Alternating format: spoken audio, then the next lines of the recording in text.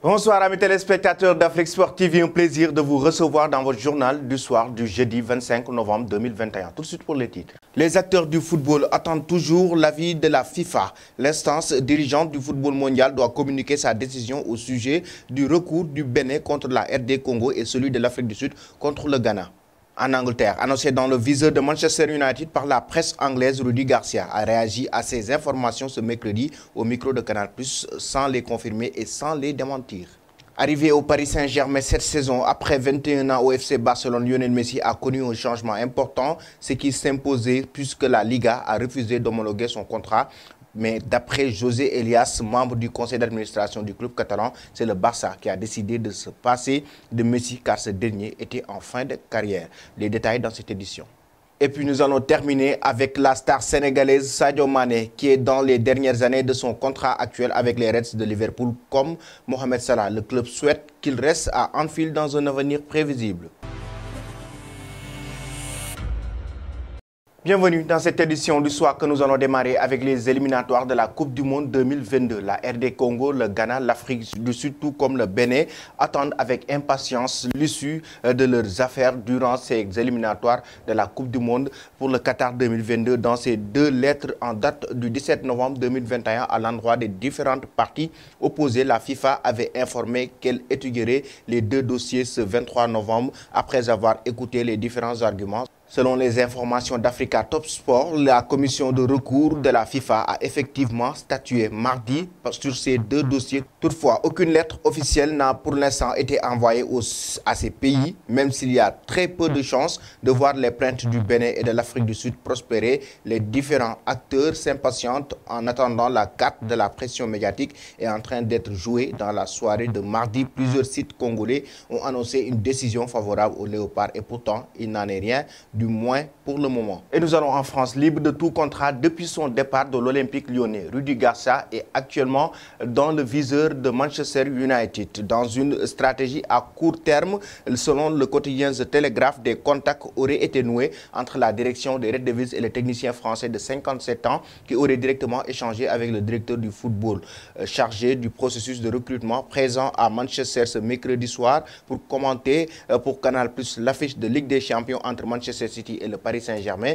On m'annonce à Manchester, j'y suis à Manchester en riant. Je suis là pour commenter ce match. Je n'ai pas eu l'habitude par le passé de commenter les rumeurs des négociations avec des clubs. Je n'ai rien à dire sur ce sujet. C'est l'un des grands clubs européens. Encore une fois, je ne confirme pas et je n'infirme pas ces rumeurs du jour ou ces informations. A-t-il dit sur Canal+, c'est au lendemain d'une nouvelle défaite contre Watford que Manchester United a annoncé dimanche dernier l'éviction de Solskjaer qui avait rejoint le club en fin d'année 2018 pour succéder à José Mourinho. Et puis en Espagne, Lionel Messi qui a subi hier une défaite avec le Paris Saint-Germain qui faisait face à Manchester City pour le compte de la 5e journée de la Ligue des Champions serait très en colère. Mais pour une autre affaire concernant le FC Barcelone, d'après le journal Sport, les propos de Elias ont agacé Messi et l'ont également mis en colère. L'Argentin pense que malgré son âge, il est toujours au top, d'autant plus qu'il ne vient de remporter la Copa América avec l'Argentine et continue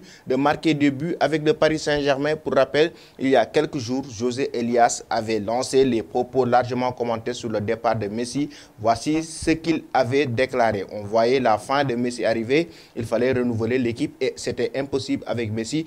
Il a un âge où il ne peut pas être au Barça. Pour faire du Barça une équipe qui gagne, ça passe par un projet post-Messi.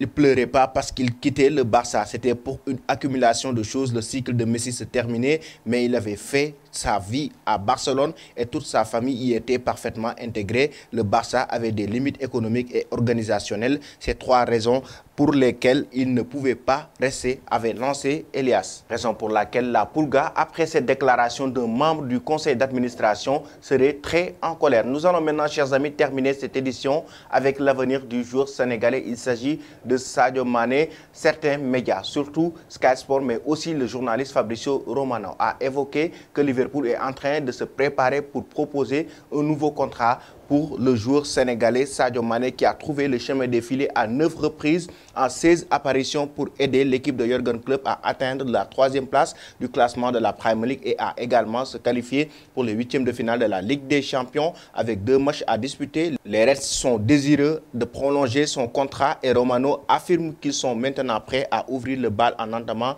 des pourparlers avec ses représentants. Cependant, les fans qui attendaient des nouvelles de la situation de l'homme vedette de cette équipe de Liverpool, à savoir Mohamed Salah, sont restés frustrés car il semble que les pourparlers sur un nouveau contrat pour le joueur égyptien ne soient plus proches. Nous parlons toujours de Mohamed Salah et Liverpool qui est toujours en pourparlers avec lui. Voyons quand cela sera convenu et quand sera en place. Mais pour le moment, ils sont toujours en pourparlers, a-t-il déclaré Fabrizio Romano sur son podcast. Je voudrais également ajouter que le conseil d'administration de Liverpool est également prêt à rencontrer Sadio Mané et ses agents pour discuter de son nouveau contrat. C'est une mise à jour importante pour Liverpool car Salah comme Mohamed Salah sont tous les deux en fin de contrat en 2023. Actuellement, la star sénégalaise est suivie par les grands clubs européens, à savoir le Real Madrid ou encore des clubs comme le Bayern Munich, raison pour laquelle les Reds veulent blinder Sadio Mané. Nous allons, chers amis, terminer cette édition avec la question du jour concernant justement la star sénégalaise. Selon vous,